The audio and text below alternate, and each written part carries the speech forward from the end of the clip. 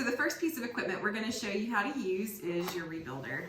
At this point, you should have already had one test treatment in the office on it. So with the ReBuilder, it's going to be the same kind of unit that you used here.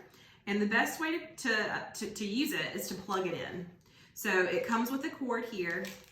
You're going to plug it in to the side of your device. There's a little hole here.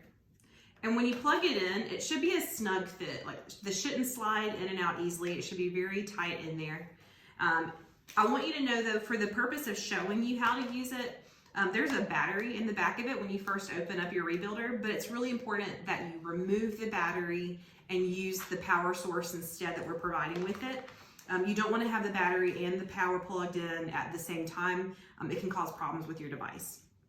So you have that plugged in. The next thing you want to do is you want to get the one pair of lead cables that comes in the bag. So what these do is they're going to plug into the top of the unit, and then you have two prongs here that we're going to work with in just a second.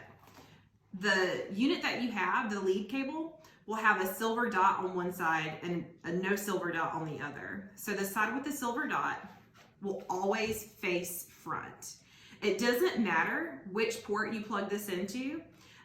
For when I do training with patients, I always like to plug it in on this side just so everything lines up on the same side. So I've got that plugged in.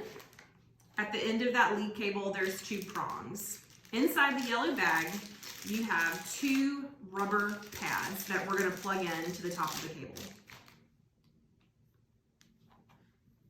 These also are going to be a pretty snug fit. So make sure you push them down on that cable really good. Make sure that there's no silver exposed from the middle prong before you use the equipment. That's very important. That's the biggest safety issue that we have with this. We've never had any problems with it, but it's really important that you have the rubber pads pushed all the way down so you don't see any metal. Once you have that all ready to go, you have your bucket here. Inside the bucket, you have a ridge and a little line that goes all the way around. And it's very important with this that you fill up both sides of the bucket with warm water. Not hot, not cold, just warm.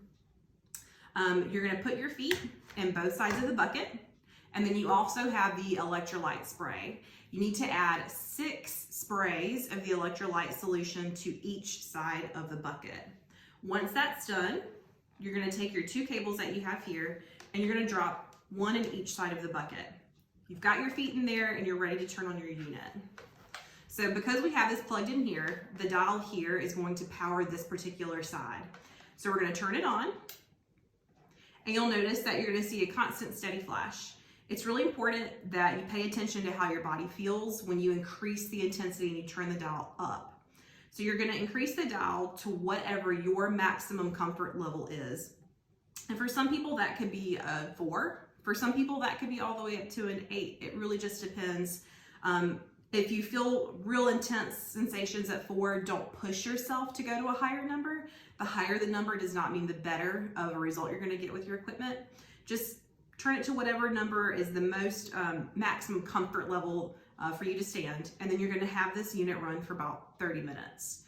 It's really important that while this unit is running, that you just sit back and relax. This is gonna treat both feet at one time. It treats all of the foot at one time because you're able to get the water to touch every bit of your skin while you're using it.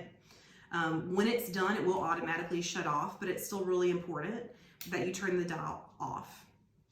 One thing I do want to show you, occasionally we get questions about, is there's a button right here, and it doesn't feel or look like a button, but it's a little black square, and if you push on it, it's going to change the setting. And you'll see the light jumped from 7.83 hertz, which is what you need for neuropathy, and it moved to EMS. If you were using this for your foot bath, and it gets moved to either EMS or a 10 setting, you need to always push that button back to 7.83 hertz. These other 2 settings can actually be painful and can actually do more damage to already damaged nerves. So it's really important that you keep it at 7.83 hertz when using it for neuropathy treatment of your feet or your hands. I'm gonna go ahead and turn this off. And like I told you, it's really important that you remove the battery out of the back of the unit when you're plugging it in for use. So I'm gonna go ahead and take this out now so I don't forget later. There's also going to be paperwork that you get with this, this unit. Feel free to read through the handbook here. If you find any warranty information in there, we just personally request that you don't fill it out. We handle all of that here for you. If you have any issues with your unit, if something happens and you don't think that it's working properly or something's going on that doesn't seem right, and it used to work just fine before, all you have to do is call us here at the office. And because we handle all of the warranty information, we also handle the troubleshooting as well with you. So bring it into the office and then we'll take a look at it and fix whatever needs to be fixed, or we'll ship it out for no charge to you because you have the warranty to get the unit fixed or replaced altogether from the company and the manufacturer. This particular unit does have a lifetime warranty on all electrical parts. And with this one, you're going to be using it 30 minutes in the morning and then also in the evening. So then after this unit, we're going to go ahead and move on to the anodyne. So with the anodyne, this is going to be that light unit that looks like a little boot.